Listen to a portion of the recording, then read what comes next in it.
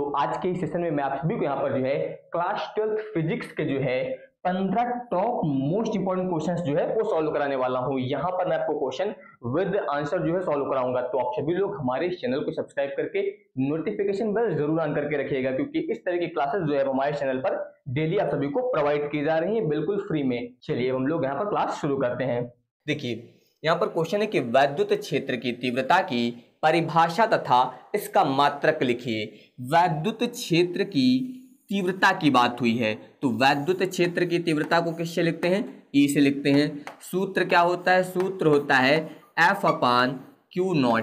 ये सूत्र होता है। अगर आपको ये सूत्र याद है तो फिर परिभाषा लिखने में कोई दिक्कत नहीं है। यहाँ पर जो है किसी भी वैद्युत क्षेत्र में जो है आरोपित जो बल होता है, और ये किस पर आरोपित होता है? एकांक धनात्मक परीक्षण आवेश।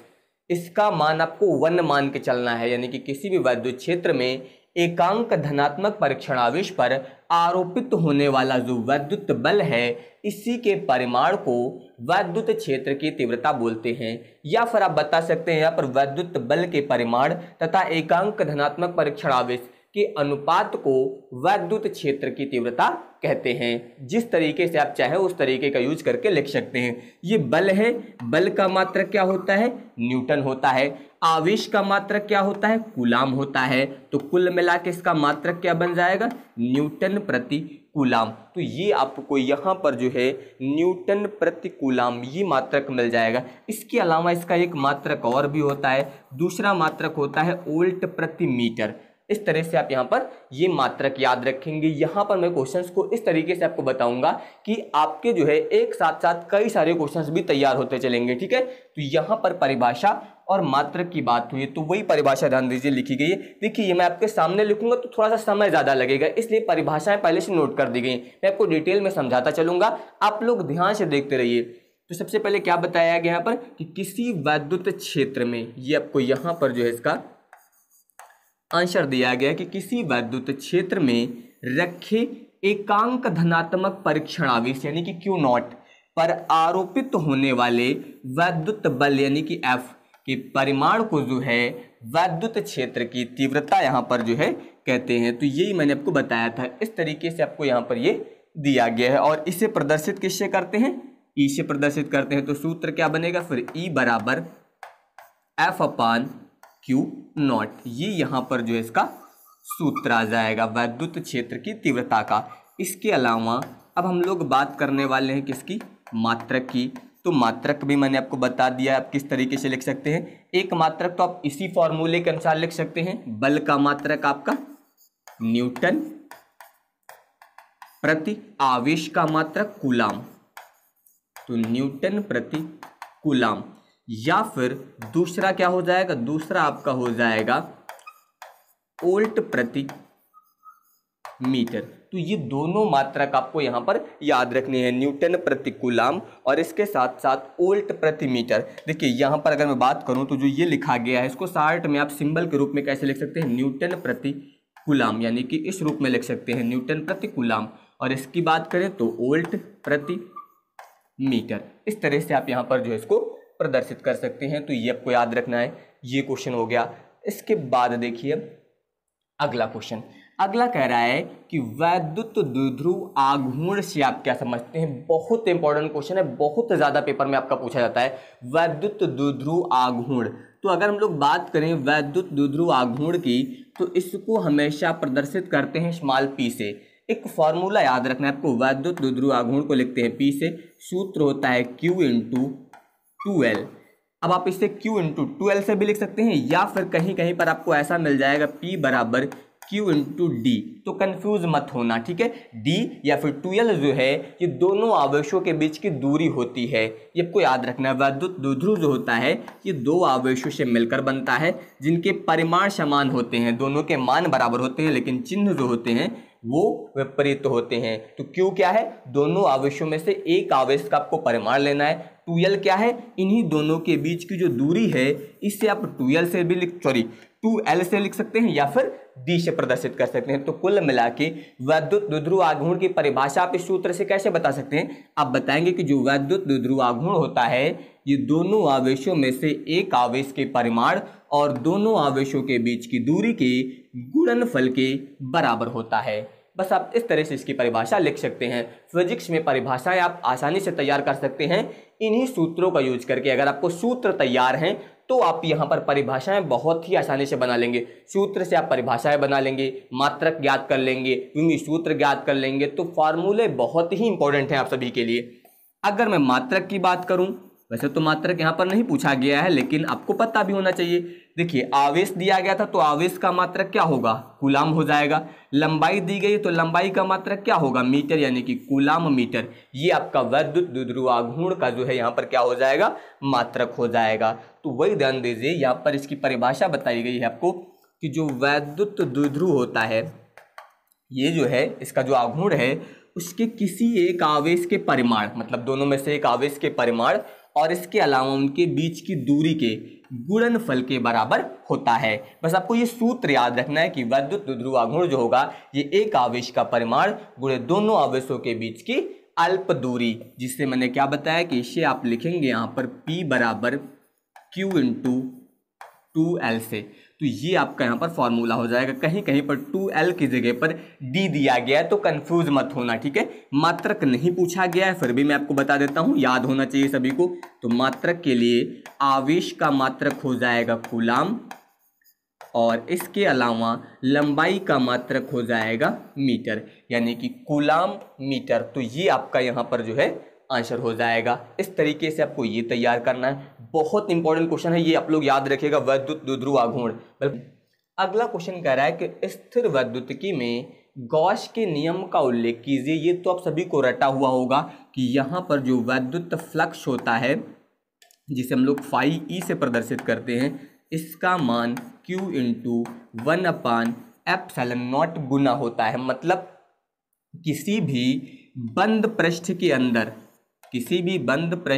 अंदर उपस्थित जो आवेश होता है, ठीक है, आप बता सकते हैं कि किसी बंद पृष्ठ या फिर किसी गॉसीय पृष्ठ से बद्ध जो वैद्युत फ्लक्स होगा, इस वैद्युत फ्लक्स का मान इसके अंदर उपस्थित आवेश का 1/ε0 गुना होता है। इस तरह से आप यहाँ पर जो है इसके कथन यानी कि यहाँ पर गॉस के नियम को लिख सकते हैं। बाकी जो डेरिवेशन वाला आपका सेक्शन दिया गया है वहाँ पर मैंने पूरा इसका निगमन जो है वो आपको कंप्लीट करा दिया है, वहाँ पर आपको इसका निगमन भी मिल जाएगा। अभी आपको केवल इस कथन को यानी कि इसकी परिभाषा को कुल मिला के ये नियम लिखना है बस, कि वैद्युत फ्लक्स जो है ये बंद पृष्ठ के अंदर उपस्थित आवेश का 1/ε0 गुना होता है। बस इतना आपको यहाँ पर याद रखना है। तो वही ध्यान दीजिए, यहां पर आपको इसमें बताया गया है कि किसी बंद पृष्ठ से गुजरने वाला जो वैद्युत फ्लक्स है यानी कि फाई ई, उस पृष्ठ के अंदर उपस्थित आवेश का 1/ε0 गुना होता है। कुल मिला के इसको आप लिख सकते हैं कि फाई ई बराबर Q इंटू 1/ε0। इस तरीके से आप यहां पर जो है इसको लिख सकते हैं। तो ये हो जाएगा आपका गॉस प्रमेय या फिर बोल सकते हैं गॉस का नियम। इस तरीके से आप यहाँ पर लिख सकते हैं, जहाँ पर आपको इसके बारे में अभी मैंने बताया कि ये जो है निर्वात की विद्युतशीलता होती है। पेपर में ये जरूर कोशिश करिएगा कि जो भी प्रतीक चिन्ह यूज होते हैं, जो भी सिंबल यूज होते हैं, उनके बारे में जरूर बताएं आप, ठीक है। निर्वात की वैद्युतशीलता,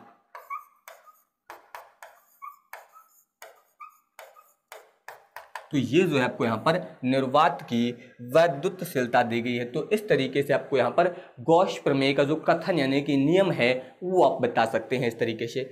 अगला क्वेश्चन, अगला कह रहा है कि कूलाम का वैद्युत बल संबंधी नियम लिखिए। अभी मैंने आपको बताया था कि नियम बहुत ही इंपॉर्टेंट है। तो यहाँ पर मैंने आपको बताया था कि अगर कूलाम के नियम की बात करें हम लोग, तो जैसे कि मान लीजिए इसमें दो बिंदु आवेश हैं आपके Q1 और दूसरा आपका है Q2, और इन दोनों के बीच की दूरी मान लीजिए यहाँ पर कितनी है, R। तो कूलाम नियम के अनुसार जो बल होता है इन दोनों के बीच लगने वाला जो स्थिर वैद्युत बल बोल सकते हैं, या फिर आकर्षण अथवा प्रतिकर्षण बल बोल सकते हैं, जो बल होता है ये हमेशा जो है इन दोनों आवेशों की मात्राओं के गुणनफल के अनुक्रमानुपाती होता है, यानी कि Q1 इंटू Q2 के समानुपाती होता है। इसके अलावा आपका यहाँ पर जो है ये जो बल है इन दोनों के बीच की दूरी के वर्ग के व्युत्क्रमानुपाती होता है, यानी कि 1/r²। तो यहाँ पर अगर हम लोग मान लें इसको समीकरण फर्स्ट और इसको मान लें समीकरण सेकंड, तो अब यहाँ पर अगर इन दोनों को संयुक्त कर दिया जाए, समीकरणों को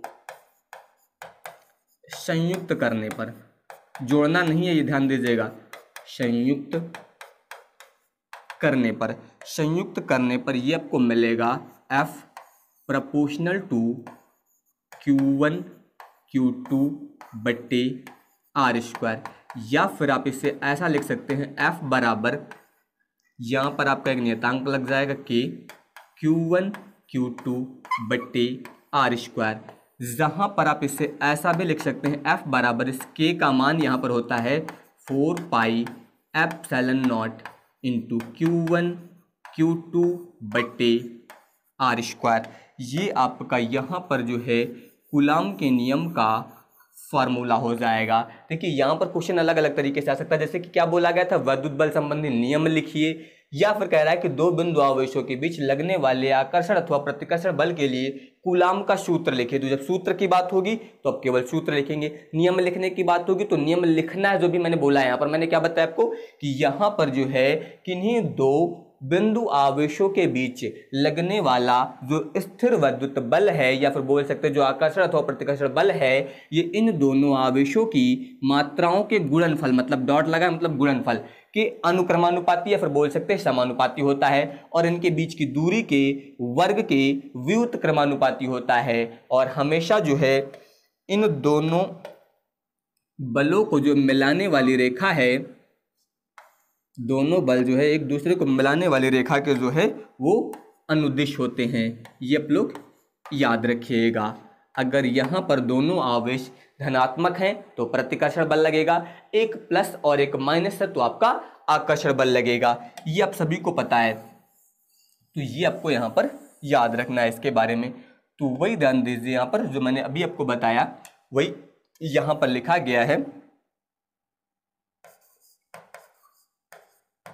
कि किन्हीं दो स्थिर बिंदु आवेशों के बीच आरोपित आकर्षण अथवा प्रतिकर्षण विद्युत बल जो है ये दोनों आवेशों की मात्राओं के गुणनफल के अनुक्रमानुपाती तथा उनके बीच की दूरी के वर्ग के व्युत्क्रमानुपाती जो है होता है। और यह जो है बल दोनों आवेशों को मिलाने वाली रेखा के अनुदिश होता है। जैसा मैंने अभी आपको बताया सेम टू सेम यहाँ पर लिखा गया है, लेकिन यहाँ पर इस नियम को लिखने के लिए बस आपको ये जो सूत्र बताए गए हैं ये तैयार करना है। अगर आप ये तैयार कर लेंगे फॉर्मूले तो नियम लिखने में कहीं पर भी कोई दिक्कत आपको नहीं आने वाली है। बस इतना याद रखिएगा सभी लोग, ठीक है। तो ये आपका हो जाएगा कूलाम का नियम। कूलाम का नियम वैसे तो लघु उत्तरी में ही पूछा जाएगा, ये आपका अति लघु उत्तरी में केवल आपका फार्मूला पूछा जा सकता है, या फिर इसके यहाँ पर सदिश रूप को पूछा जा सकता है।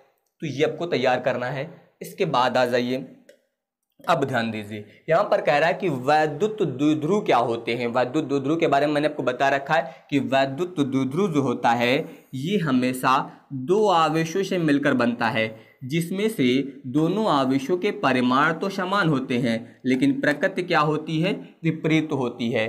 तो आप बताएंगे कैसे इसके बारे में कि वैद्युत द्विध्रुव होता क्या है। सीधे सीधे आप बता सकते हैं कि परिमाण में समान और प्रकृति में विपरीत दो आवेशों को जो है अति अल्प दूरी पर स्थापित करने पर प्राप्त निकाय को वैद्युत द्विध्रुव बोला जाता है। फिर आगे इसी में कह रहा है कि एक समरूप वैद्युत क्षेत्र में क्षेत्र की दिशा से थीटा कोण पर रखे वैद्युत द्विध्रुव की स्थितिज ऊर्जा का सूत्र ज्ञात कीजिए। यहाँ पर जो है आपको स्थितिज ऊर्जा का सूत्र बताना है, किसकी, वैद्युत द्विध्रुव की स्थितिज ऊर्जा का जो है आपको सूत्र बताना है। चलिए इसके लिए ध्यान दीजिए। सबसे पहले तो मैंने आपकी जो आपको परिभाषा बताई वो ध्यान दीजिए, यहाँ पर बताया गया है कि परिमाण में समान,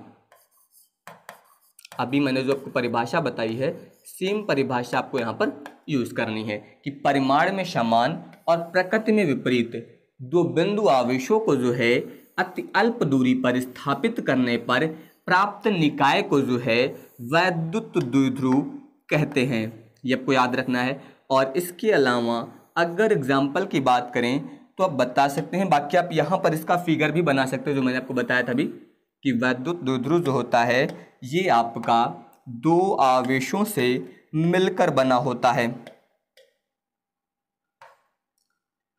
इस तरह से आप बता सकते हैं, यहाँ पर जो है Q और Q, एक आपका प्लस एक आपका माइनस होगा, ठीक है।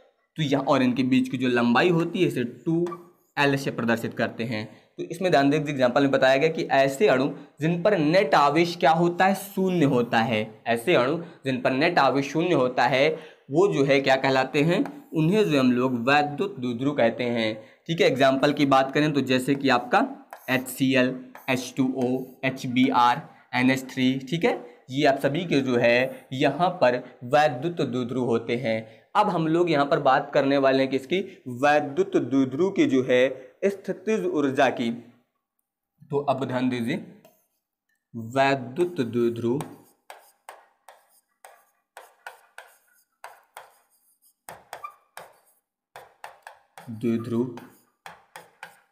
की स्थितिज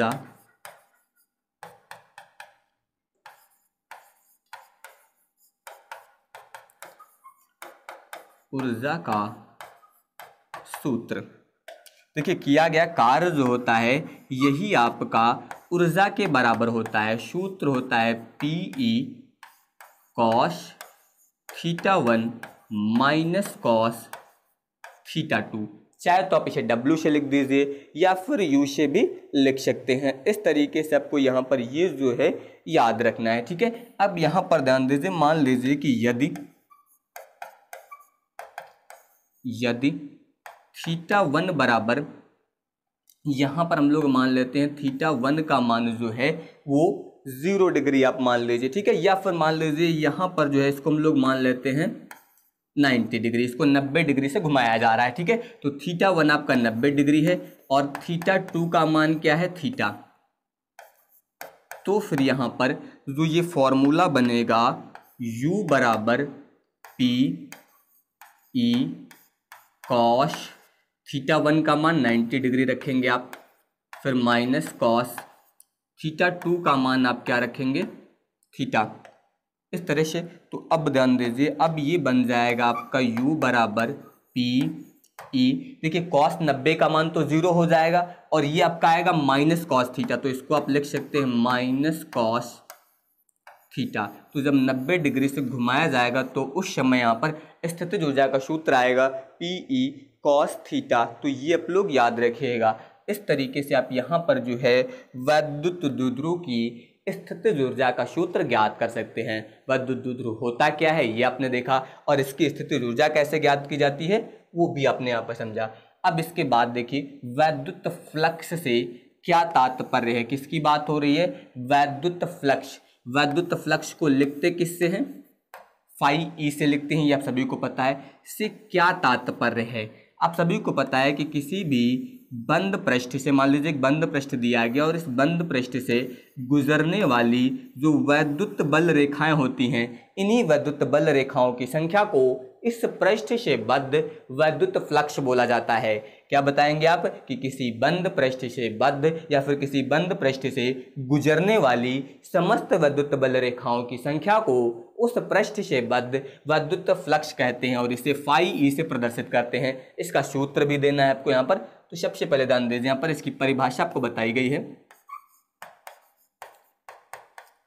बताया क्या गया कि किसी वैद्युत क्षेत्र में किसी पृष्ठ से गुजरने वाली वैद्युत बल रेखाओं की संख्या को उस पृष्ठ से बद्ध वैद्युत फ्लक्स कहते हैं और इसे फाई ई से यहाँ पर प्रदर्शित करते हैं। तो अब ध्यान दीजिए, मान लीजिए वैद्युत बल रेखाएं हैं, तो ये वैद्युत क्षेत्र है, यहाँ पर एक अल्पांश लिया गया है DA और ये अल्पांश क्षेत्रफल सदिश दिया गया है। तो क्षेत्रफल सदिश और ई के बीच का कोण मान लीजिए कितना है, थीटा। यहाँ पर ध्यान दीजिए, हम लोग लिखेंगे कि यदि ई और डी ए के बीच का कोण थीटा है। तो अगर इनके बीच का कोण क्या है, थीटा है, तो इस समय यहाँ पर ध्यान दीजिए फाई ई बराबर हो जाएगा आपका ई डी ए, और ये दोनों आपके जो है सदिश राशि है, तो इसे आप ऐसा भी लिख सकते हैं ई डॉट डी ए। अब अगर मैं बात करूं तो ई डॉट डी ए को आप कैसा लिख सकते हैं, इसको ऐसा लिख सकते हैं E D A cos theta. ये तो आप सभी को पता है ना। यहाँ पर जो है अदिश गुणन वाला नियम लगता है, ए डॉट बी बराबर होता है ए बी, बीच का कोण कॉस थीटा। तो इस तरह से आप लिख सकते हैं। और आपको ये भी पता है कि जो फाई ई होता है ये आपका बराबर होता है सरफेस इंटीग्रेशन, इस तरह से लिख सकते हैं E D A cos theta, जहाँ पर आपका जो फाई ई है ये कितना बन जाएगा, ई कॉस थीटा बाहर हो जाएगा, यहाँ पर कितना बचेगा डी ए, और जब यहाँ पर इसका क्षेत्रफल निकालेंगे तो आपको ये मिल जाएगा ए। तो कुल मिला के फाई ई बराबर आप लिख सकते हैं ई, यहाँ से इसका मान आ जाएगा ए, और आगे आपको दिया गया है कॉस थीटा। तो ये आपको यहाँ पर जो है वैद्युत फ्लक्स का सूत्र मिल जाएगा। इस तरीके से आप यहाँ पर जो है विद्युत फ्लक्स को परिभाषित कर सकते हैं, और इसके साथ ही यहाँ पर जो है आप विद्युत फ्लक्स की परिभाषा के साथ साथ जो है इसका मात्रक भी जो है आप यहाँ पर लिख सकते हैं। तो ये आप सभी लोग याद रखिएगा। देखिए मात्रक तो आप इस सूत्र की सहायता से ज्ञात कर सकते हैं। आपको ई दिया गया है, ए दिया गया है, ई का मात्रक अभी मैंने आपको बताया था न्यूटन प्रति कूलम, क्षेत्रफल का मात्रक आप जानते हैं मीटर स्क्वायर। तो यहाँ पर इन दोनों की सहायता से आप इसका मात्रक भी ज्ञात कर सकते हैं। देखिए ये अब आपका क्वेश्चन क्या है कि संधारित्रों में परावैद्युत पदार्थ के उपयोग से धारिता क्यों बढ़ जाती है। देखिए एक सूत्र आप लोगों ने पढ़ा है C प्रपोर्शनल टू 1/V। जब यहाँ पर संधारित्र की प्लेटों के बीच आवेश प्रेरित किया जाता है तो आवेश प्रेरित करने से जो वैद्युत क्षेत्र उत्पन्न होता है उसका मान क्या होता है, घट जाता है। जब वैद्युत क्षेत्र घटता है तो उस स्थिति में विभव का मान भी क्या हो जाता है, कम हो जाता है। और जब विभव कम होता है तो C प्रपोर्शनल टू 1/V है, मतलब विभव के कम होने पर धारिता बढ़ेगी, और जब विभव बढ़ाएंगे तो धारिता का मान कम होगा। तो यहाँ पर क्या हो रहा है, विभव कम हो रहा है, तो विभव कम होने का मतलब इस धारिता का मान क्या होगा, यहाँ पर बढ़ जाएगा। तो ये क्वेश्चन दो तरीके से आ सकता है कि किसी संधारित्र की प्लेटों के बीच परावैद्युत पदार्थ भरने पर इसकी धारिता पर क्या प्रभाव पड़ता है। तो क्या प्रभाव पड़ता है, धारिता बढ़ जाती है। और अगर ये पूछ लिया जाए क्यों बढ़ जाती है, तो यहाँ पर विभव कम होता है, विभव के कम होने के कारण ही धारिता का मान बढ़ जाता है। ये अब कारण इसका बताएंगे। तो वही ध्यान दीजिए, यहाँ पर आपको इसमें आंसर बताया गया है।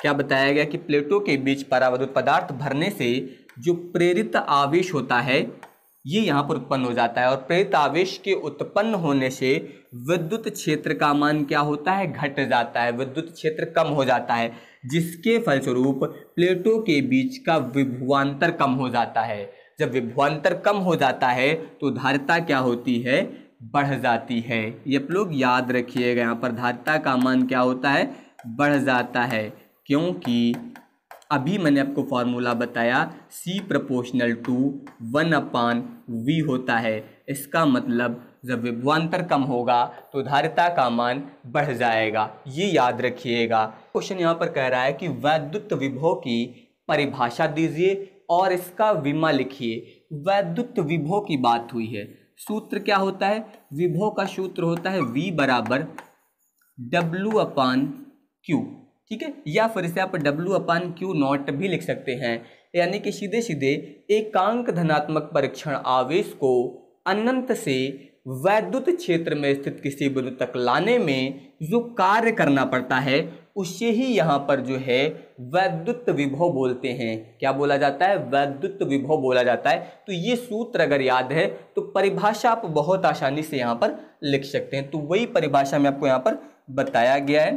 क्या बताया गया कि एकांक धनात्मक परीक्षण आवेश को अनंत से वैद्युत क्षेत्र में स्थित किसी बिंदु तक लाने में किए गए कार्य के परिमाण को उस बिंदु पर वैद्युत विभव कहते हैं। ये आप लोग याद रखिएगा, यानी कि V बराबर W/Q0 सिंपल सा आपका यहाँ पर जो है ये बन जाएगा। अगर मैं इसके मात्रक की बात करूं तो V का मात्रक आप जानते हैं कितना होता है, वोल्ट होता है। तो मात्रक तो आप सभी को याद ही हो जाएगा, लेकिन यहाँ पर मात्रक के अलावा आपसे पूछा क्या गया है, विमा। तो विमा के लिए ध्यान दीजिए, आप चाहे तो डायरेक्ट लिख दीजिए, अगर डायरेक्ट नहीं याद है तो ध्यान दीजिए V की विमा। तो V की विमा के लिए सबसे पहले क्या दिया गया है, कार्य। कार्य बराबर क्या होता है, बल गुणे विस्थापन। बल गुणे विस्थापन का मतलब हुआ mL/T⁻², ये आपका बल का हो जाएगा। बल गुणे विस्थापन, विस्थापन मतलब d दूरी यानी कि L हो जाएगा। तो W का क्या बनेगा, W का मतलब मैंने क्या बताया, कार्य। कार्य बराबर क्या होता है, बल गुणे विस्थापन। तो बल का विमीय सूत्र और विस्थापन का विमीय सूत्र बटे में आवेश। आवेश का विमीय सूत्र क्या होता है, A T। बस अब आपको इसको सही ढंग से लिख देना है। सबसे पहले क्या आएगा आपका M आ जाएगा, M हो गया। फिर L ध्यान दीजिए, ये L और ये वाला L मिलके बन जाएगा L²। फिर T ध्यान दीजिए, ये आपका ऊपर जाएगा तो -1 जाएगा, पहले से -2 दिया हुआ है तो T की पावर बन जाएगा -3। A आपका ऊपर जाएगा तो ये बन जाएगा A की पावर -1। बस आपको यहाँ पर जो है विमीय सूत्र मिल जाएगा mL² T की पावर -3 A की पावर -1। और अगर आपको ये याद है तो डायरेक्ट लिख दीजिए, नहीं याद है तो आप यहाँ पर पहले से सॉल्व भी कर सकते हैं। इसीलिए मैंने आपको बताया है कि फॉर्मूला पर फोकस कीजिए। फॉर्मूला जितने ज़्यादा तैयार होंगे उससे आपके लिए उतना ही आसान होता जाएगा। तो सभी लोग फॉर्मूले पर विशेष फोकस आप करिए। इसके बाद देखिए, अब यहाँ पर मैं बात करने वाला हूँ अगले क्वेश्चन की, विभव प्रवणता। विभव प्रवणता की बात करें तो विभव प्रवणता का सूत्र क्या होता है, दूरी में परिवर्तन, ठीक है, सॉरी, विभव में परिवर्तन और बटे में होता है आपका दूरी में परिवर्तन। R से लिख सकते हैं, कहीं कहीं पर आपको X मिल जाएगा। तो कुल मिला के विभव में परिवर्तन और दूरी में परिवर्तन के अनुपात को विभव प्रवणता बोला जाता है। या फिर आप इसे दूसरे प्रकार से बता सकते हैं कि विद्युत क्षेत्र में दूरी के सापेक्ष, विद्युत क्षेत्र में दूरी के सापेक्ष विभव में होने वाले परिवर्तन को विभव प्रवणता कहते हैं। बहुत पूछा जाता है पेपर में, ये परिभाषा अक्सर आपको देखने को मिल जाएगी। तो ये याद रखिएगा इसके बारे में, ठीक है, कि दूरी के सापेक्ष विभव में होने वाले परिवर्तन को विभव प्रवणता कहते हैं। कहां पर, विद्युत क्षेत्र में। तो वही आपको बताया गया है परिभाषा में। यहां पर ध्यान दीजिए कि विद्युत क्षेत्र की दिशा में दूरी परिवर्तन के साथ विभव परिवर्तन की दर को विभव प्रवणता कहते हैं। सूत्र क्या होता है, विभव प्रवणता बराबर विभव में परिवर्तन बटे दूरी में परिवर्तन। इससे आप ऐसा भी लिख सकते हैं, डेल्टा V बटे डेल्टा X, मान जो होता है आपका ऋणात्मक होता है। इससे आपको यहाँ पर इस तरीके से लिखना है। तो ये होती है विभव प्रवणता। ये आप लोग याद रखिएगा विभव प्रवणता के बारे में। इसके बाद आ जाइए, कह रहा है यहाँ पर कि एक इलेक्ट्रॉन तथा प्रोटॉन समान विभव से त्वरित हैं। सबसे पहले बताया गया है कि एक इलेक्ट्रॉन है और एक प्रोटॉन, दोनों समान विभव से त्वरित हैं। इनमें किसका वेग अधिक होगा, विभव पहले ही बता दिया गया है समान है। विभव अगर समान है तो फिर यहाँ पर इलेक्ट्रॉन का वेग सबसे अधिक होगा। अब बता सकते हैं कि इलेक्ट्रॉन का वेग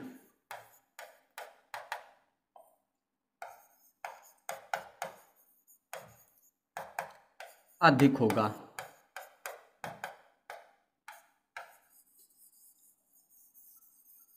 तो ये आपको याद रखना है, क्योंकि दोनों के विभव समान है। विभव समान है इसलिए इलेक्ट्रॉन का वेग जो होगा वो मैक्सिमम हो जाएगा, यानी कि अधिकतम हो जाएगा। अगला कह रहा है कि समविभव पृष्ठ की परिभाषा दीजिए। समविभव पृष्ठ, समविभव पृष्ठ जो होता है ये एक ऐसा पृष्ठ होता है जिसके प्रत्येक बिंदु पर विभव का मान जो होता है समान होता है। और एक विशेष पॉइंट याद रखिएगा कि समविभव पृष्ठ पर जो वैद्युत बल रेखाएं होती हैं ये हमेशा पृष्ठ के अभिलंबवत होती हैं।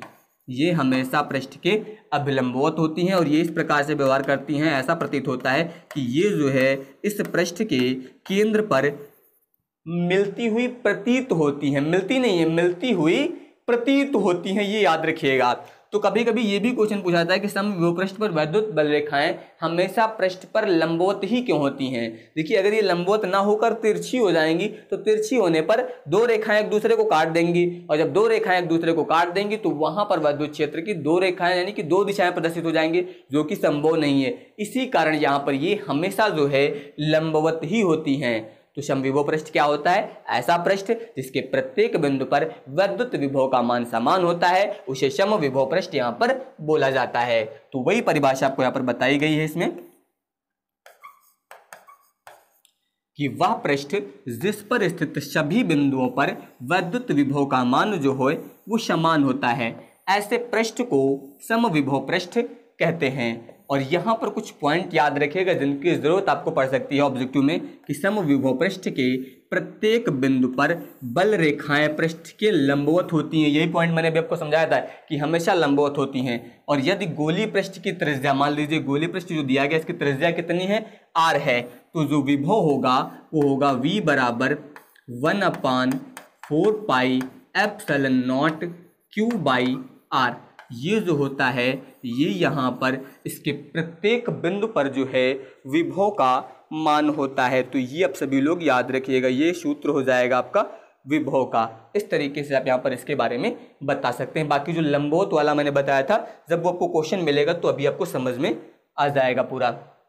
देखिए क्या कह रहा है कि वैद्युत विभव तथा वैद्युत विभवांतर से क्या तात्पर्य है, इसके मात्रक लिखिए। देखिए अभी मैंने वैद्युत विभव की परिभाषा तो आपको बताई है।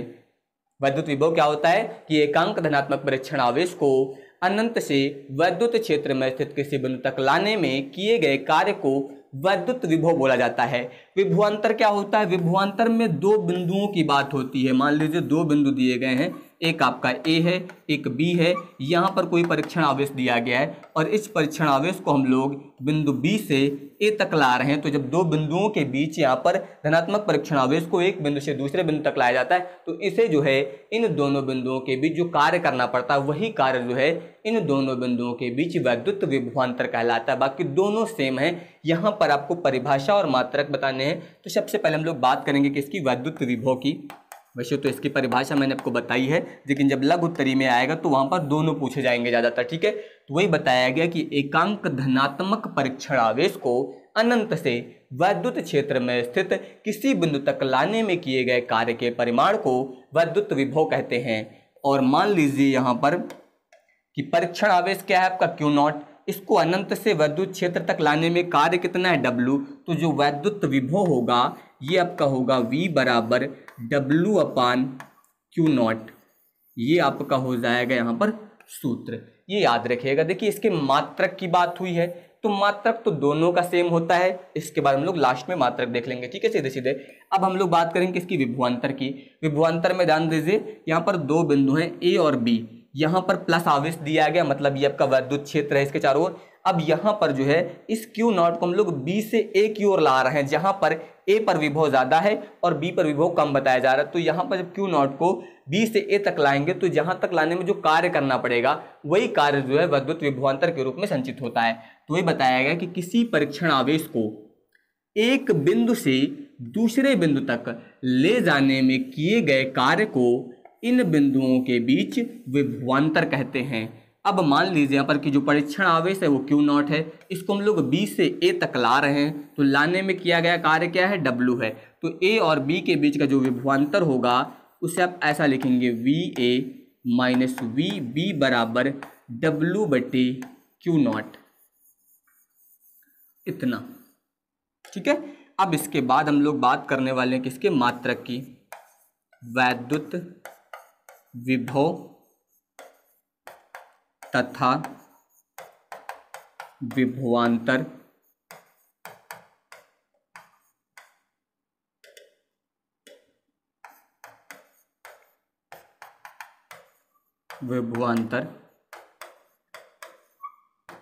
के मात्रक। तो अगर यहाँ पर हम लोग मात्रक की बात करें, दोनों के सेम होते हैं, यानी कि विभव का मात्रक और वैद्युत विभव दोनों के मात्रक क्या होते हैं? वो सेम होते हैं। तो यहाँ पर W/Q, W यानी कि कार्य, कार्य का मात्रक क्या होता है? जूल। बटे में आवेश, आवेश का मात्रक क्या होता है? कूलाम, तो जूल प्रति कूलाम। एक मात्रक ये होता है और एक मात्रक आपका होता है वोल्ट। तो चाहे तो आप जूल प्रति कूलाम बोल दीजिए या फिर आप यहां पर यूज कर सकते हैं वोल्ट का। तो ये आप वैद्युत विभव और वैद्युत विभवांतर की परिभाषा बता सकते हैं। इनमें डिफरेंस भी पूछा सकता है, दोनों की परिभाषाएं भी पूछी जा सकती हैं, ये आप लोग याद रखिएगा। चलिए, क्वेश्चन कह रहा है कि मुक्त इलेक्ट्रॉनों के अनुगमन वेग से आप क्या समझते हैं? टॉप मोस्ट इंपॉर्टेंट क्वेश्चन है, बहुत पूछा जाता है आपसे। अनुगमन वेग बोला जा सकता है या फिर हो सकता है इसकी जगह पर अपवाह वेग बोल दिया जाए। अनुगमन वेग या फिर अपवाह वेग, इसे प्रदर्शित किससे करते हैं? वीडी से प्रदर्शित करते हैं। तो ये यहाँ पर होता है आपका अनुगमन वेग या फिर अपवाह वेग किसे कहते हैं, बहुत पूछा जाता है। इसकी परिभाषाएं आप दो अलग अलग तरीके से दे सकते हैं, ठीक है। चलिए ध्यान दीजिए, यहाँ पर इसकी परिभाषाएं आप जो है किस तरीके से बता सकते हैं। एक तो यहाँ पर जो है आप बता सकते हैं इसकी परिभाषा कि जो वैद्युत ऊर्जा का स्रोत होता है, वैद्युत ऊर्जा का जो स्रोत होता है, ये हमेशा चालक के मुक्त इलेक्ट्रॉनों को जो है एक निश्चित दिशा में एक न्यूनतम वेग ही दे पाता है। जो न्यूनतम वेग दिया जाता है, इससे ही यहाँ पर जो है अनुगमन वेग या अपवाह वेग बोला जाता है। तो वही बताया गया कि वैद्युत ऊर्जा का स्रोत चालक के मुक्त इलेक्ट्रॉनों को एक निश्चित दिशा में एक न्यूनतम वेग जो है दे पाता है। इस वेग को अपवाह वेग कहते हैं। यहाँ पर ये जो अपवाह वेग है, इस तरह से आप इसे परिभाषित कर सकते हैं। या फिर ध्यान दीजिए, आप यहाँ पर इसे दूसरे तरीके से भी परिभाषित कर सकते हैं। टॉप मोस्ट इंपॉर्टेंट है, तो चाहे दोनों याद कर लीजिए, नहीं तो परिभाषा आपको पता होनी चाहिए कि वह सूक्ष्म औसत वेग जिसके द्वारा चालक के इलेक्ट्रॉन जो है ये धनायनों से टकराते हुए बाह्य वैद्युत क्षेत्र के प्रभाव में धन सिरे की ओर क्या होते हैं? गतिशील होते हैं या फिर आगे बढ़ते हैं, उससे यहाँ पर अपवाह वेग कहते हैं और इसे वीडी से प्रदर्शित करते हैं। तो वीडी से प्रदर्शित करते हैं, ये आपको याद रखना है। बाकी अगर इसके सूत्र की बात करें तो आप ये भी दे सकते हैं कि यदि किसी चालक के इलेक्ट्रॉन के विभिन्न टक्करों के समय जब वो टकराएगा तो इसके विभिन्न टक्करों के समय वेग क्या होगा? अलग अलग होगा। तो उस समय जो अनुगमन वेग होगा Vd बराबर वो इनके औसत मान से प्राप्त होगा, यानी कि Vd बराबर V1 plus V2 plus V3 plus dot dot Vn और बट्टे में हो जाएगा यहाँ पर n। तो ये कब होगा? जब यहाँ पर टक्करों के समय वेग अलग अलग होगा, तो उस समय औसत वेग निकालने के लिए ये सूत्र यहाँ पर जो है यूज किया जाएगा। तो ये आपको यहाँ पर इसके बारे में जो है याद रखना है। अब इसके बाद देखिए यहाँ पर अगला क्वेश्चन। अगला कह रहा है कि किसी चालक के सिरों के बीच विभवांतर तथा मुक्त इलेक्ट्रॉनों के अनुगमन वेग के बीच संबंध। तो अब यहाँ पर जो है चालक के सिरों के बीच विभवांतर और इसके अलावा अनुगमन वेग में संबंध। विभवांतर और इसके अलावा अनुगमन वेग में संबंध। देखिए इसका एक सूत्र है, सूत्र याद रखेंगे आप लोग कि V D बराबर E V टाउ और बट्टे में होता है M इंटू L। ये आपको यहाँ पर जो सूत्र मैंने बताया है, बस आप ये सूत्र याद कर लीजिए। फिर आपको यहाँ पर जो है विभवांतर और अनुगमन वेग में जो संबंध होता है वो आप बता सकते हैं कि Vd बराबर ई वी टाउ बटे ml। लेकिन ये याद रखिएगा, जब भी संबंध की बात हो, संबंध पूछा जाए, तो हमेशा वहाँ पर मैंने आपको बता रखा है कि जब भी आप कोई सूत्र लिखें तो सभी सिंबल्स के बारे में ज़रूर बताएं।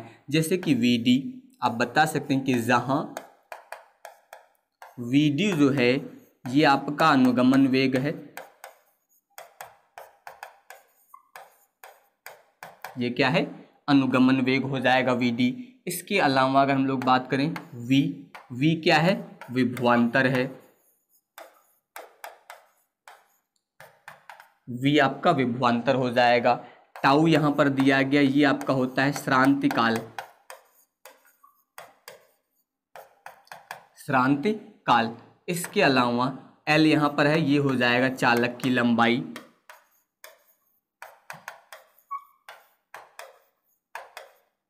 m यहाँ पर दिया गया है, m यहाँ पर हो जाएगा द्रव्यमान। तो इन सभी के बारे में जो है आप बता सकते हैं। इस तरीके से यहाँ पर जो है इसके बारे में आप बताएंगे, ये संबंध हो जाएगा। जब भी संबंध यानी कि कोई फार्मूला लिखें तो हमेशा वहाँ पर उसके बारे में बताएं। अगला कह रहा है कि वैद्युत धारा तथा अनुगमन वेग के बीच संबंध लिखिए। वैसे तो इसका डेरिवेशन बहुत पूछा जाता है, डेरिवेशन वाले सेक्शन में मैंने आपको करा दिया है, तो पूरा डेरिवेशन भी मिल जाएगा आपको इसका। अब यहाँ पर ध्यान दीजिए, केवल फॉर्मूला जब लिखना है तो यहाँ पर देखिए, कह रहा है कि वैद्युत धारा और अनुगमन वेग में संबंध, वैद्युत धारा और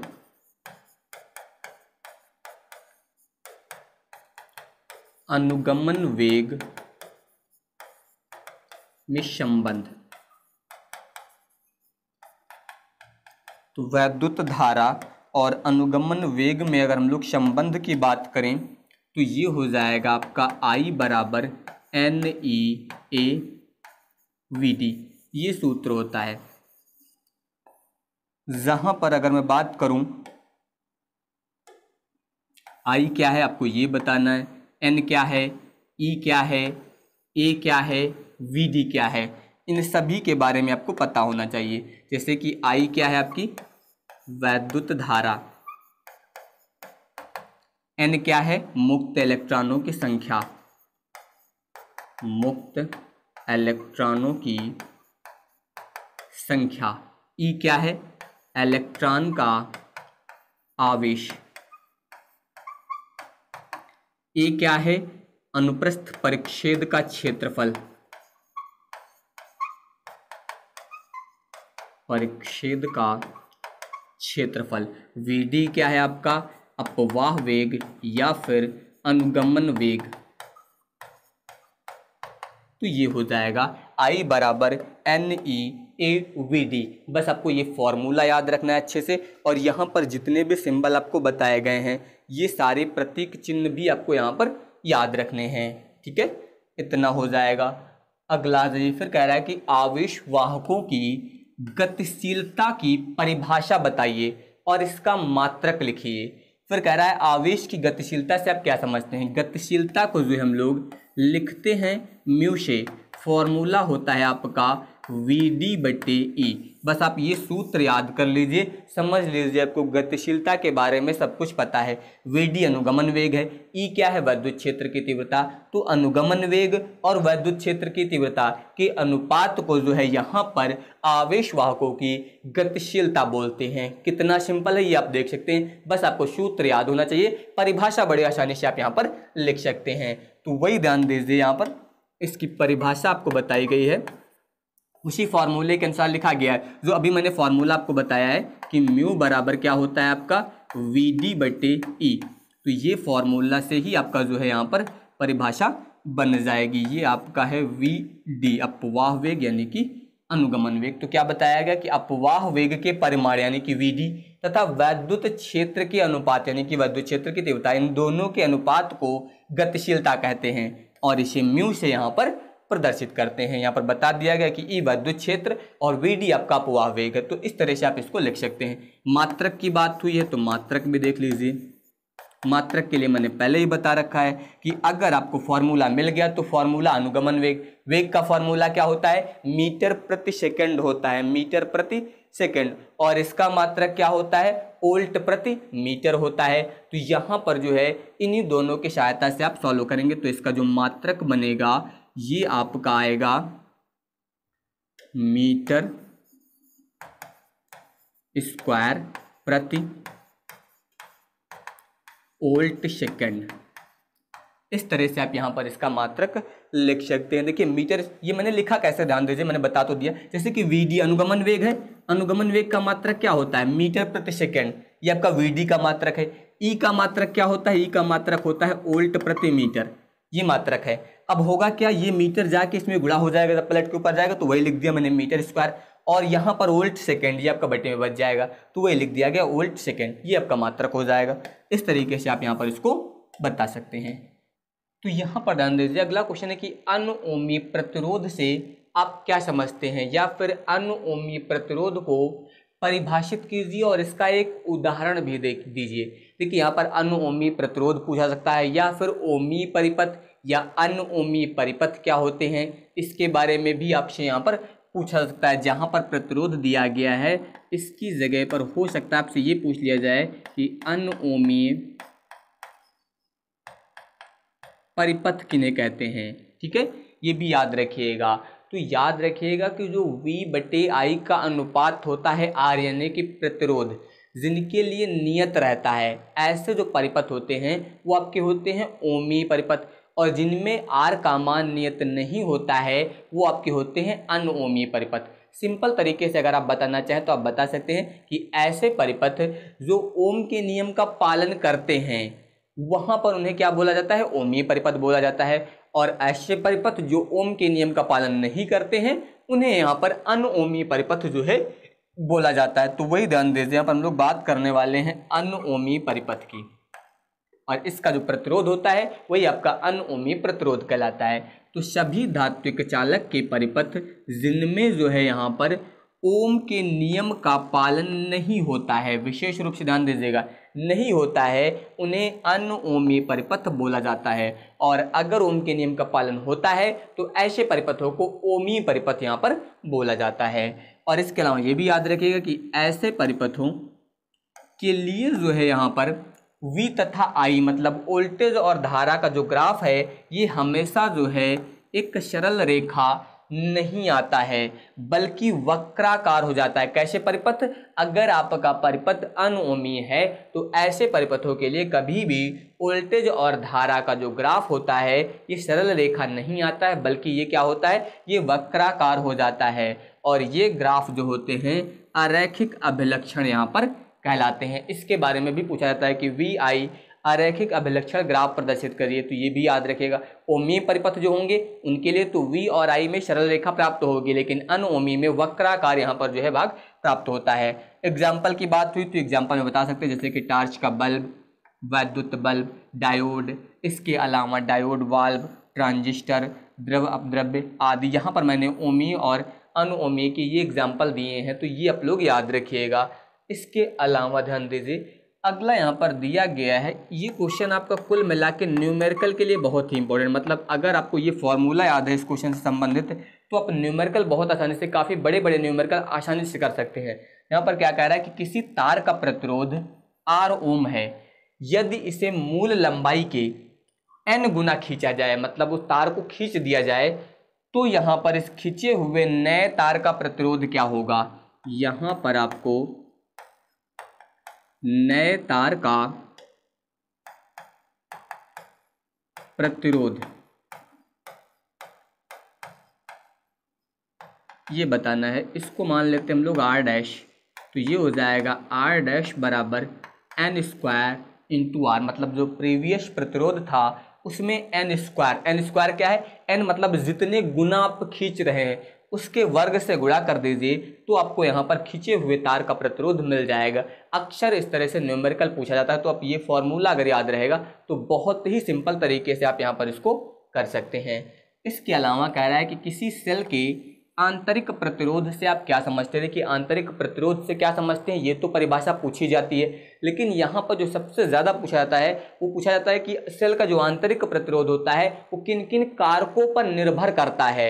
ये जो है किन किन कारकों पर निर्भर करता है, ये टॉपिक बहुत पूछा जाता है।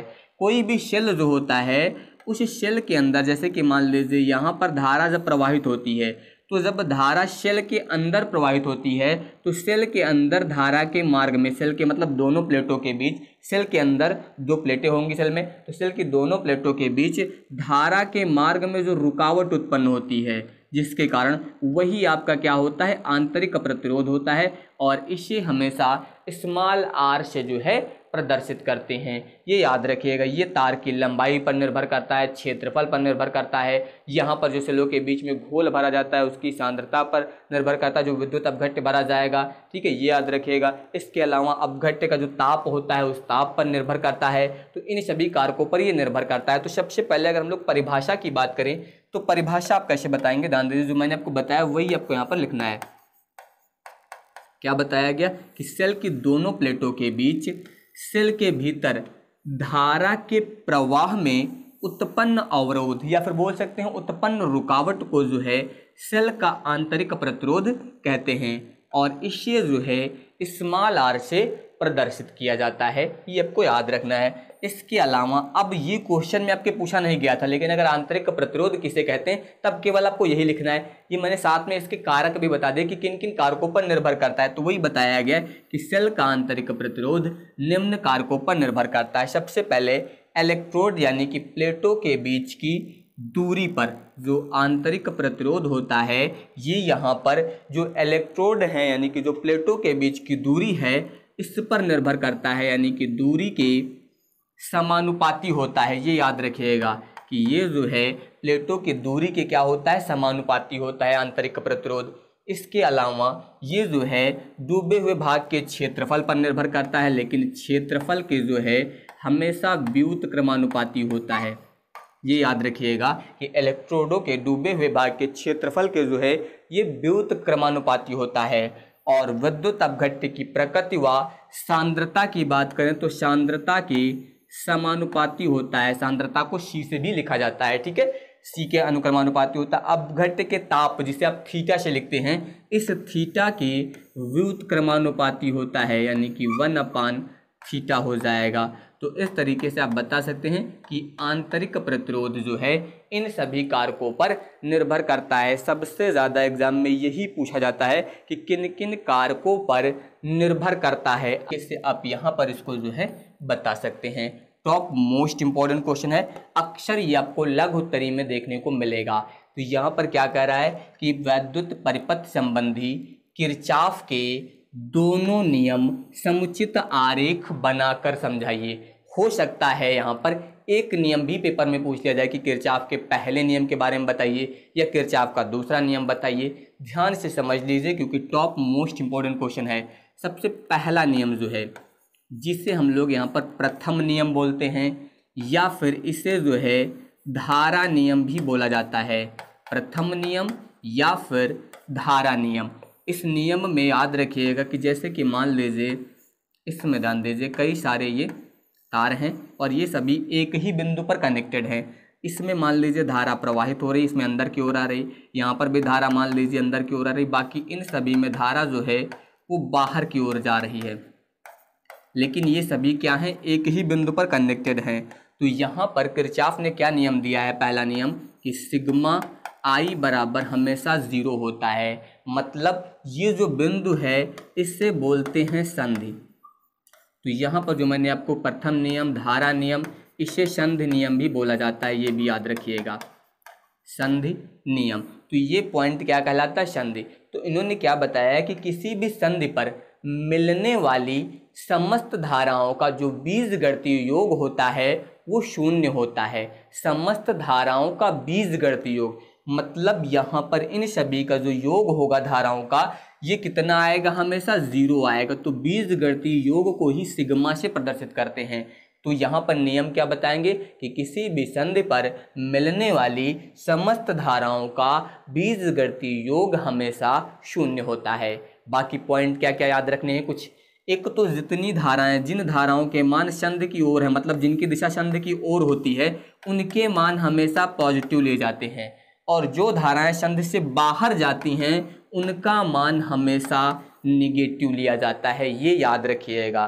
तो वही आप ध्यान दीजिए, यहाँ पर जो इसका पहला नियम यानी कि जो संधि का नियम है, इसे बताया गया कि किसी विद्युत परिपथ में किसी संधि पर मिलने वाली समस्त धाराओं का बीजगणितीय योग जो होता है ये क्या होता है, 0 होता है, जिससे आप क्या लिख सकते हैं, सिग्मा आई बराबर 0। अब यहां पर देखिए जैसे कि ये लिखा I1 और I2 क्या हो रहा है, संधि की तरफ जा रहे हैं, I3 I4 जो है संधि से दूर जा रहे हैं। तो वही मैंने आपको यहाँ पर बताया कि यदि संधि O, जो आपका बिंदु O दिया गया, ये इसकी ओर आने वाली धाराएं कौन कौन सी हैं, I1 I2। बाकी संधि से दूर जाने वाली धाराएं कौन सी हैं, I3 है, I4 है, I5 है। तो मैंने पॉइंट क्या बताया था, जो धाराएं संधि की तरफ आती हैं उनका मान पॉजिटिव और जो दूर जाती हैं उनका मान निगेटिव लेते हैं। तो अब इसको आप इस तरह से लिख सकते हैं यहाँ पर, अर्थात I1 प्लस I2 ये दोनों संधि की तरफ आ रहे हैं इसलिए प्लस में, बाकी I3 आपका बाहर जा रहा था, I4 I5 की संधि से दूर जा रहे थे, तो इनके मान माइनस मिलेंगे और इन सभी का योग क्या होगा, 0। बीजगणितीय योग बोला गया, मतलब चिन्ह सहित ही यूज करना है। ये दोनों पॉजिटिव क्योंकि संधि की तरफ आ रहे हैं, ये संधि से दूर जा रहे हैं नेगेटिव। मतलब इसको आप ऐसा भी लिख सकते हैं, I1 प्लस I2 बराबर, अगर ये दूसरी तरफ जाएंगे तो प्लस हो जाएगा, I3 plus I4 plus I5। अब इससे देखिए यहाँ पर आपको क्या समझ में आएगा कि जो ये सूत्र मिला है आपको, 1 मिनट के लिए ध्यान दीजिए,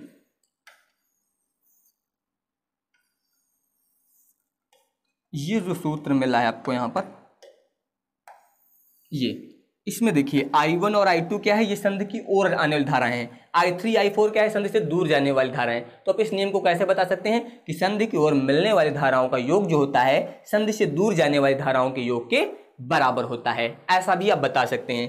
तो वही बताया गया है कि इस प्रकार जो है संधि की ओर आने वाली धाराओं का जो योग होता है ये संधि से दूर जाने वाली धाराओं के योग के बराबर होता है। ये आपको याद रखना है। कुछ विशेष पॉइंट हैं जो आपको याद होने चाहिए, ये मैं आपको इसलिए बता रहा हूं ताकि ऑब्जेक्टिव में भी ये काम करेंगे, ठीक है। सबसे पहले तो संधि की ओर आने वाली धाराओं का मान हमेशा धनात्मक आपको लेना है, न्यूमेरिकल में भी काम करेगा, और संधि से दूर जाने वाली धाराओं का मान हमेशा ऋणात्मक लेना है। पेपर में ये लिखने की जरूरत नहीं है आपको, ये मैं आपकी जानकारी के लिए बता रहा हूं, ठीक है। वहां पर केवल आपको नियम ही लिखना है जितना बताया गया, ये नोट पॉइंट लिखने की कोई जरूरत वहां पर नहीं है।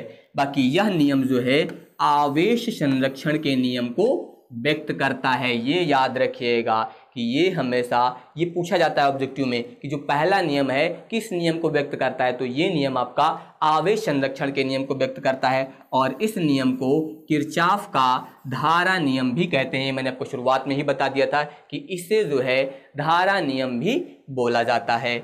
अब इसके बाद देखिए, अब यहाँ पर हम लोग बात करने वाले हैं किसके, द्वितीय नियम की। ये तो हो गया पहला नियम। अब समझिए आप सेकंड नियम।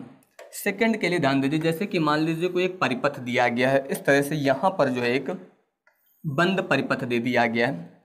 अब इस परिपथ में यहाँ पर मान लीजिए सेल लगा हुआ है, एक सेल यहाँ पर लगा हुआ है, यहाँ पर कुछ इसका प्रतिरोध है, यहाँ पर कुछ प्रतिरोध दिया गया आपको, ठीक है। यहाँ से धारा प्रवाहित हो रही है, मान लीजिए इस तरीके से इसमें से धारा प्रवाहित हो रही है। तो यहाँ पर इनका जो दूसरा नियम है, यानी कि जो सेकंड नियम है, इसे लूप का नियम बोला जाता है। क्या बोलते हैं, लूप नियम या फिर पाश नियम। याद रखिएगा, सेकंड नियम को द्वितीय नियम, लूप नियम या पाश नियम बोला जाता है। नियम क्या है, नियम बहुत ही सिंपल है, सिग्मा आई इंटू आर बराबर होता है सिग्मा ई। ये दूसरा नियम है। पहला आपका सिंपल ही था, सीधे सीधे सिग्मा आई बराबर 0 हो जाता है। यहां पर क्या बताया गया, आई इंटू आर बराबर ही सिग्मा बीजगणितीय योग है। मतलब इन्होंने बताया है किरचॉफ ने कि किसी भी बंद परिपथ का मतलब जैसे कि ये एक पूरा का पूरा बंद परिपथ दिया गया, तो किसी भी बंद परिपथ में बहने वाली जो धारा है और उसके संगत जो प्रतिरोध है, किसी भी बंद परिपथ में बहने वाली जो धारा है और उसके संगत जो प्रतिरोध हैं, इन सभी के गुणनफल, मतलब I इंटू आर किया गया, मतलब इन दोनों का गुणा किया गया, तो इनके गुणनफलों का बीजगणितीय योग, क्योंकि यहां पर भी धारा है, यहां पर भी धारा है, ये प्रतिरोध है, तो ये प्रतिरोध, इन सभी के बीजगणितीय योग का मान जो होगा वो यहाँ पर इस परिपथ में कार्य करने वाले जो सेल होंगे, इनके विद्युत वाहक बलों के योग के बराबर होगा। याद रखिएगा, ये जो मैंने बताया ये आपका की पॉइंट है, यही मेन नियम है। क्या बताया गया कि किसी भी बंद परिपथ या फिर बंद पास या बंद लूप के अंदर बहने वाली धारा और उसके संगत प्रतिरोधों के गुणनफलों का जो बीजगणितीय योग होता है, ये हमेशा उस परिपथ में लगे हुए सेलों के विद्युत वाहक बल के योग के बराबर होता है। इस तरीके से आपको यहां पर इसका सेकंड नियम जो है वो बताना रहेगा। तो वही ध्यान दीजिए, आपको यहां पर जो द्वितीय नियम है बताया गया है कि किसी परिपथ में प्रत्येक बंद पास के विभिन्न भागों में प्रवाहित धाराओं और उनके संगत प्रतिरोधों के गुणनफलों का जो बीजगणितीय योग है, ये उस पास में लगने वाले विद्युत वाहक बलों के बीजगणितीय योग के बराबर होता है, जिससे आप सिंपल तरीके से लिख सकते हैं कि सिग्मा आई इंटू आर बराबर सिग्मा ई, यानी कि जितनी भी धाराएं और प्रतिरोध होंगे, मतलब I1 into R1 plus I2 into R2 plus I3 into R3 plus dot dot IN into RN, जितने होंगे उस बंद पास में उन सभी में धारा और प्रतिरोधों का गुणनफल ये बराबर किसके होगा, विद्युत वाहक बलों के E1 plus E2 plus E3 plus dot dot EN, ये हो जाएगा। तो ये तो हो गया किरचॉफ का दूसरा नियम, ये मेन नियम है। अब इसका एग्जाम्पल समझिए, क्योंकि पहले ही बताया गया समुचित आरेख बनाकर। तो पहला तो आपने आरेख देख लिया, अब दूसरा आरेख देखिए। यहाँ पर देखिए एक बंद पास बनाया गया है, एक लूप बनाया गया। सबसे पहला सेल लगा हुआ है जिसका कि विद्युत वाहक बल मान लेते हैं E1, प्लस वाले सिरे से धारा आ रही है I1, ये आपका प्रतिरोध लगा हुआ है R1। यहाँ पर देखिए दूसरा सेल है, मान लेते हैं E2, इसका विद्युत वाहक बल, यहाँ से धारा आ रही। अब जब धारा यहाँ से और यहाँ से आ रही तो इस बिंदु पर पहुँचने के बाद धारा क्या होगी, दोनों जुड़ जाएंगी और दोनों जुड़ने के बाद इस तरफ जाएंगी इसमें। तो I1 प्लस I2 दोनों का योग अब आपको दिया गया। अब यहाँ पर ध्यान दीजिए, अब इस वाले में हम लोग जो है यही जो पॉस का नियम आपको बताया गया, लूप का नियम आपको बताया गया है, इसी के बारे में अब आपको यहाँ पर यूज करना है, यानी कि अब गणना कैसे करनी है वो आप ध्यान दीजिए, ठीक है। पास नियम या लूप नियम आप कुछ भी बोल सकते हैं। तो पास नियम से अब अगर हम लोग बात करें तो यहाँ पर दो बंद पास हैं। एक तो आपका ये दिया गया है, इसका क्रम मान लीजिए हम लोग ऐसे लेते हैं, ठीक है। क्रम पर विशेष ध्यान रखिएगा। जैसे कि मान लीजिए यहाँ पर मैं लिख देता हूँ बंद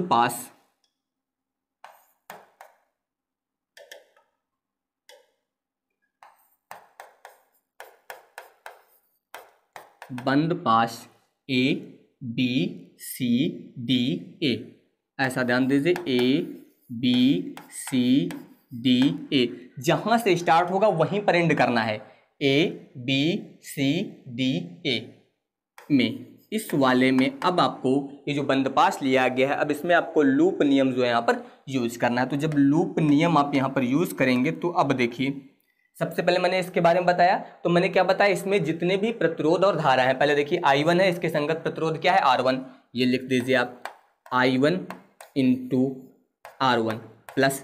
अब यहाँ पर समझिए, हमेशा जैसे कि मैंने क्रम क्या बताया, इस तरह से ये इसका क्रम है, मतलब जो धारा प्रवाहित हो रही है वो इस क्रम में प्रवाहित हो रही है। यहाँ पर समझिए ऐसे धारा प्रवाहित हो रही है। तो अगर धारा के विपरीत यहाँ पर जो आपने क्रम लिया है बंद पास का, वो A B C D A है, तो इसका मतलब क्रम कैसा है, इस तरह से दिया गया ये, ठीक। तो आप ध्यान दीजिए, क्रम के विपरीत धारा प्रवाहित हो रही है, इसमें जो धारा आ रही है इसके विपरीत जो क्रम हम लोगों ने लिया है वो A B C, तो जब भी उसके विपरीत धारा प्रवाहित होगी तो उसका मान पॉजिटिव ना लेकर फिर निगेटिव लेंगे, यानी कि अब यहाँ पर कितना आएगा, I2 इंटू R2, ये I2 और ये आपका R2। क्यों, क्योंकि यहाँ पर विपरीत है, इसकी दिशा जो है विपरीत है, इसलिए अब आपका ये हो जाएगा E1 और इसका मान जो लेंगे वो माइनस। तो ये याद रखिएगा निगेटिव, क्यों, क्योंकि धारा की विपरीत दिशा में है, इसलिए। तो एक तो समीकरण आपका ये बना। अब हम लोग दूसरे वाले लूप की बात करने वाले हैं यहाँ पर।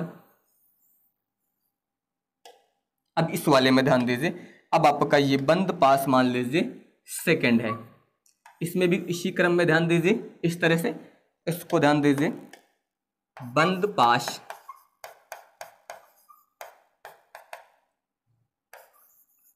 BEFCB BEFCB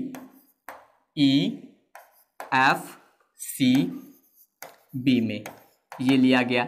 अब इसमें ध्यान दीजिए, अब हम लोगों ने ये क्रम लिया है तो ध्यान दीजिए इस तरह से लिया तो धारा तो इसी दिशा में आ रही है यहाँ पर, तो I2 का मान तो पॉजिटिव ही रहेगा, I2 इंटू में हो जाएगा R2। अब फिर ध्यान दीजिए इस तरफ जब जा रहे हैं आगे तो देखिए इसका भी यहाँ पर क्रम वही है, मतलब दिशा वही है सेम, तो यहाँ पर प्लस लगाइए। लेकिन अब की बात दोनों धाराएं हैं तो अब दोनों लिखेंगे, यानी कि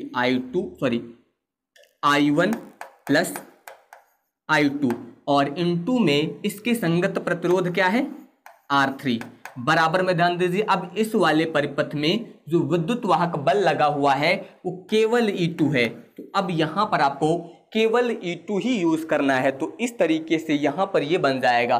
तो ये बंद पास नियम है, ये नियम आपको तैयार होना चाहिए क्योंकि इसकी सहायता से आप यहाँ पर न्यूमेरिकल सॉल्व कर सकते हैं। तो ये मैंने आपको किस तरह से नियम यूज करना है वो भी मैंने बता दिया, दोनों किरचॉफ के नियम भी बता दिए गए। दोनों नियम बहुत ही इंपॉर्टेंट है, अच्छे से तैयार करना है। यहाँ पर भी कुछ मुख्य पॉइंट है जो आपको तैयार होने चाहिए, इनकी जो देखिए जो मैं मुख्य पॉइंट लिख देता हूँ, ये आपको पेपर में लिखने की जरूरत नहीं, ये मैं आपकी जानकारी के लिए, एक्स्ट्रा जानकारी के लिए लिख देता हूँ, ठीक है। तो ये याद रखिएगा।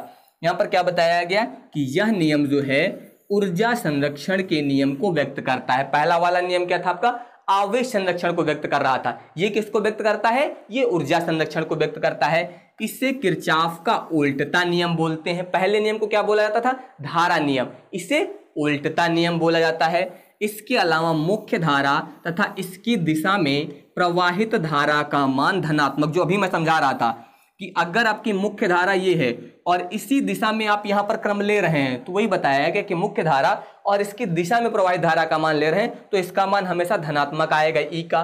परंतु मुख्य धारा के विपरीत दिशा में, अगर मुख्य धारा आपकी इस तरफ प्रवाहित हो रही है और आप धारा की दिशा विपरीत ले रहे हैं, तो उस समय ई का मान क्या होगा, ऋणात्मक होगा।